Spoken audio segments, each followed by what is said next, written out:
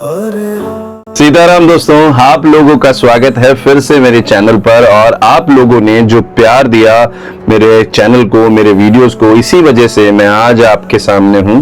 और मैं आपको ना आज इस वीडियो में एक ऐसी चीज बताऊंगा जो आमूमन तौर पर, मतलब बहुत ही कॉमनली ना, हर इंसान के घर में होता होगा।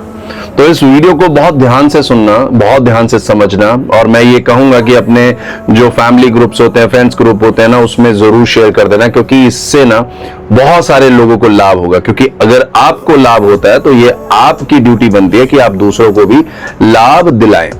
देखो, सबसे कॉमन जो वास्तु दोष हम क्रिएट करते हैं अपने घरों में, वो ये करते हैं कि जब भी हम पूजा करते हैं अपने मंदिर में, तो हम जनरली क्या करते हैं, ये सोचते ही नहीं है कि जो जल का कलश या फिर लोटा गड़वी जो हम रखते हैं वो हम किस साइड पे रखें। जैसे अगर आप फेस करके भगवान जी के सामने खड़े हो तो अपने लेफ्ट साइड पे रखें या राइट साइड पे रखें। और जो आपने जोत जलाई है या फिर आपने आरती के लिए कोई कपूर जलाया है, आप उसको किस दिशा में, मतलब किस जगह पे रखो, लेफ्ट साइड रखो या राइट साइड रखो।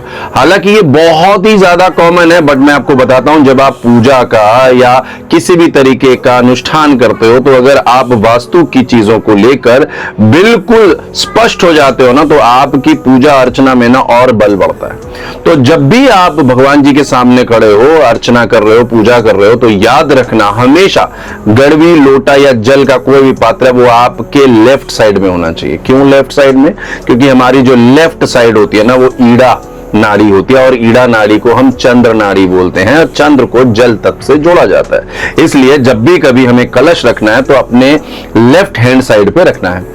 और अगर कभी आप दीपक ज्वलित करते हो, दीपक अगर आपके घर में जलता रहता है, तो हमेशा याद रखना जिस वे से आप मंदिर को देख रहे हो, तो आपका राइट साइड जो है ना, हमेशा दीपक के अनुसार होना चाहिए। मतलब दीपक उस जगह पे होना चाहिए। क्यों? क्योंकि राइट साइड में हमारी पिंगला नाड़ी है, और पिंगला नाड़ी को हम सूर्य नाड़ी बोलते हैं, यानी कि अग्नि तत्व का जोन बन जाता है। इसलिए कभी भी अगर आप देखेंगे, अगर आपकी लाइफ में आप जब पूजा करते हैं तो आपको तरह तरह के विचार आते हैं, तरह तरह की सोच आती है, पूजा में ज्यादा मन नहीं लगता, तो देखना कहीं आप ये गलती तो नहीं कर रहे थे।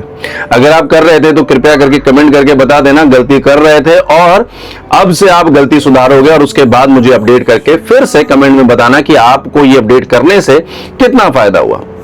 अब दूसरा पॉइंट, आप लोगों के घर में जैसे मंदिर है, सभी के घर में मंदिर होता है, और उसमें हम बहुत सारी मूर्तियां या फोटो रखते हैं, पर स्पेशली मां दुर्गा की फोटो या तस्वीर या फिर उनकी मूर्ति जरूर होती ही होती है। और हम ना ये कभी भी नोट नहीं करते कि हम किस दिशा में उनको रखें। जैसे कि किसी का ईस्ट में मंदिर है, तो वो बेसिकली क्या करता है, ईस्ट में रख देता है, जिससे कि मां दुर्गा का जो फेसिंग है वो वेस्ट की तरफ हो जाता है। मैं आज आपको ना कुछ चीजें बता रहा हूं, ये ध्यान से सुनना। दुर्गा मां ना बेसिकली जब महिषासुर को मारा था, खत्म किया था, तो उसको ना इस तरह से मारा गया था कि उसका जो सिर था उसको अलग कर दिया गया था। मतलब उसके पैरों से उसको दबा के, शस्त्रों से प्रहार करके उसका गला काट दिया गया था। मां ने उसको ये दंड दिया था। और आपको पता है ना, किसी भी इंसान का अगर आपको घमंड तोड़ना हो, किसी भी इंसान की ताकत तोड़नी हो, तो उसका सिर झुका दो, सिर काट दो। मतलब हम कहते हैं ना, मान सम्मान खत्म कर दो, लोगों से बोलचाल खत्म करवा दो, अकेला कर दो। यानी कि सिर काटने का अर्थ ये हुआ कि आपने उसकी जो वृद्धि है या उसकी जो ताकत है उसी को खत्म कर दिया।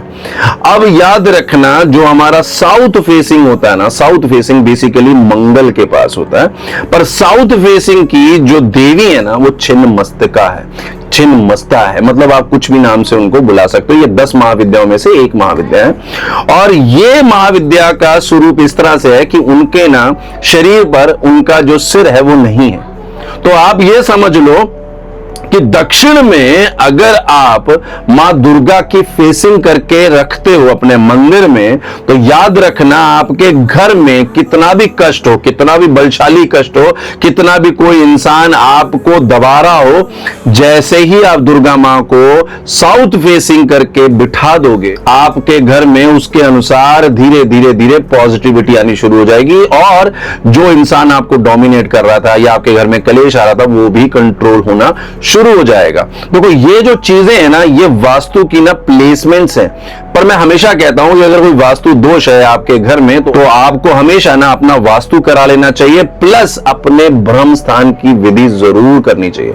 ब्रह्म स्थान वो स्थान है जो कि आपके पूरे घर को पावर देता है। तो ये जो प्लेसमेंट्स हैं जो मैंने बताई हैं, जल की, अग्नि की यानी कि लोटे की, और दीपक की या फिर ज्योत की, और मां दुर्गा की, ये आप सही कर सकते हो, इससे आपको प्रभाव आएगा। बट अगर और प्रभाव बढ़ाना है तो आप अपना वास्तु करा सकते हैं। तो ये अगर वीडियो आपको पसंद आया हो और आपको लगा हो कि ये इंपॉर्टेंट है, क्योंकि आज तक आपने ये गलतियां की हैं, और अगर आप इसको सुधार के पॉजिटिव फील कर रहे हैं, तो ये वीडियो आपको जरूर सपोर्ट दे चुका होगा। और मैं चाहूंगा कि अगर ये आपको दे चुका होगा तो आप इसको भी शेयर करके लोगों को भी सपोर्ट करें।